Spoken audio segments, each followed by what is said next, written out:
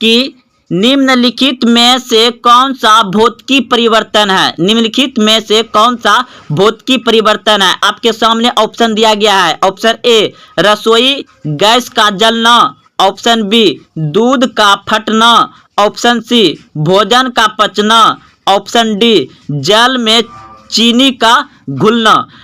भौतिकी परिवर्तन पूछा है दोस्तों, याद रखिए भौतिकी परिवर्तन अगर जब भी पूछा जाए तो भौतिकी परिवर्तन वैसा परिवर्तन होता है जो कि जिस वस्तु को हम भौतिकी परिवर्तन कर रहे हैं वह फिर उसी अवस्था में आ सकता है, उसे भौतिकी परिवर्तन कहेंगे। जैसे उदाहरण के लिए तार का जाल, उसको हम तार बहुत सारा गुच्छा रखा हुआ उसको हम जाल बना दिए, तो जाल को खोल करके हम फिर तार बना सकते हैं, तार बना सकते हैं। तो ये हो गया भौतिकी परिवर्तन। लेकिन रासायनिक परिवर्तन हुआ होता है जब हम एक बार उसको रासायनिक परिवर्तन कर देंगे तो फिर वह दोबारा वापस नहीं आएगा। जैसे कि रसोई गैस, ये फिर वापस नहीं आएगा। जैसे कि दूध का फटना, ये फिर दूध जब फट जाएगा तो क्या वापस दूध बन सकता है? नहीं। तो ये सभी क्या है? रासायनिक परिवर्तन। रासायनिक परिवर्तन भोजन का पचना, जो भोजन पच जाएगा वो फिर वापस आएगा, दाल अलग चावल अलग भात अलग नहीं आएगा।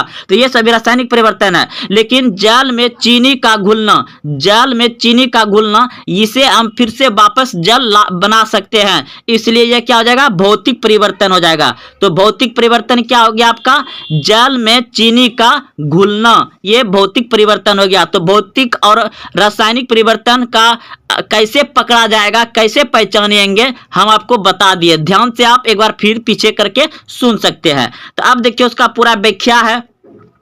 वह परिवर्तन जिसमें पदार्थ के भौतिक गुण कुछ समय के लिए बदल जाते हैं। देखिए देखिए भौतिक परिवर्तन में जो होता है ना, कुछ समय के लिए उसका गुण बदल जाता है। कुछ समय के लिए, गुण मतलब समझ रहे हैं ना, उसका कार्य, उसका मतलब जो उसके अंदर क्षमता है, उसका क्षमता को बदल देता है। कौन? भौतिकी परिवर्तन। लेकिन रासायनिक परिवर्तन क्या करता है? पूरे बदल देता है, वो फिर वापस नहीं आता है।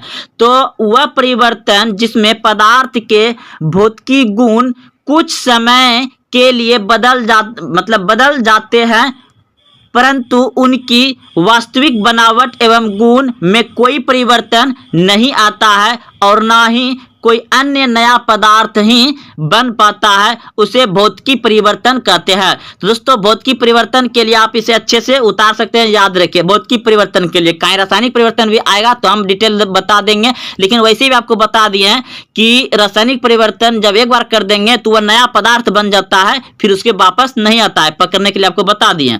तो दोस्तों इस प्रश्न का उत्तर आप अच्छे समझ गए, व्याख्या भी समझ गए। अब अगला प्रश्न है, तो अच्छे से समझिए। प्रश्न कह रहा है कि वह व्यक्ति जो समीप, यानी समीप मतलब नजदीक, समीप मतलब नजदीक, समीप की वस्तु, नजदीक की वस्तु स्पष्ट देख सकता है किंतु दूर स्थित वस्तु नहीं देख पाता, किस दृष्टि दोष का रोगी है? तो आपके सामने ऑप्शन दिया गया है। ऑप्शन ए मायोपिया, यानी कि मायोपिया को क्या कहते हैं? निकट दृष्टि दोष कहते हैं। हाइपरमेट्रोपिया यानी कि दूर दृष्टि कहते हैं। तो आपके सामने ऑप्शन है, बताइए इन प्रश्न का उत्तर क्या हो जाएगा? ए बिल्कुल सही है। जिस व्यक्ति को नजदीक की वस्तु दिखाई दे रहा है और दूर की वस्तु दिखाई नहीं दे रहा है तो उसे निकट दृष्टि दोष हो गया, यानी उल्टा समझिएगा। मायोपिया निकट दृष्टि दोष है, यानी कि जिस व्यक्ति को दूर की वस्तु नहीं दिखाई देता है उसे निकट दृष्टि दोष है, और जिसे दूर की वस्तु दिखाई देता है, नजदीक की वस्तु नहीं दिखाई देता है तो उसे दूर दोष है, उल्टा होता है। समझ गए आप लोग? तो देखिए अब यहाँ व्याख्या समझते हैं।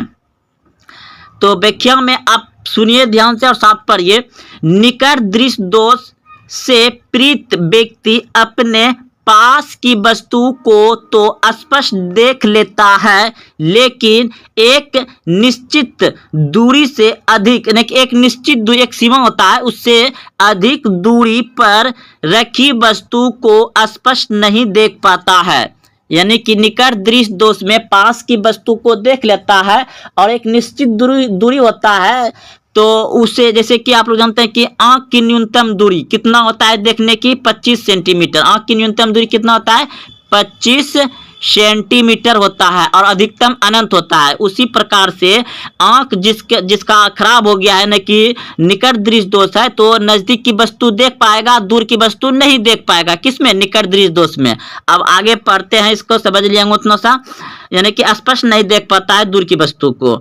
इस दृष्टि दोष में वस्तु का प्रतिबिंब आंख के रेटिना पर न बनकर कुछ आगे बन जाता है। मतलब इस आंख में जो है कि वस्तु का प्रतिबिंब यानी फोटो रेटिना पर न बनकर उसके कुछ क्या होता है, कुछ आगे बन जाता है। इस दोष के निवारण के लिए व्यक्ति के चश्मे में अवतल लेंस का प्रयोग किया जाता है। अवतल लेंस का निकट दृष्टि दोष को दूर किया जा सकता है अवतल लेंस का प्रयोग करके चश्मे में।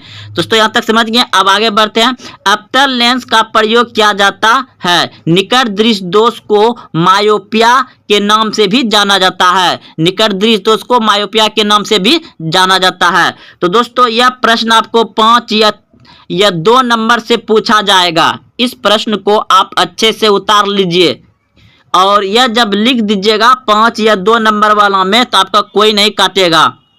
बिल्कुल यही ऐसे ही और अच्छे ही और सरल भाषा में है, जो कि आपको 2 बार पढ़िएगा याद रह जाएगा। अब अगला प्रश्न देखते हैं। हीरे की खनिज बनावट इन सभी में से कौन सी है? मतलब हीरा जो है कि किस खनिज से बनाया जाता है, बनावट इन सभी में से कौन सी है?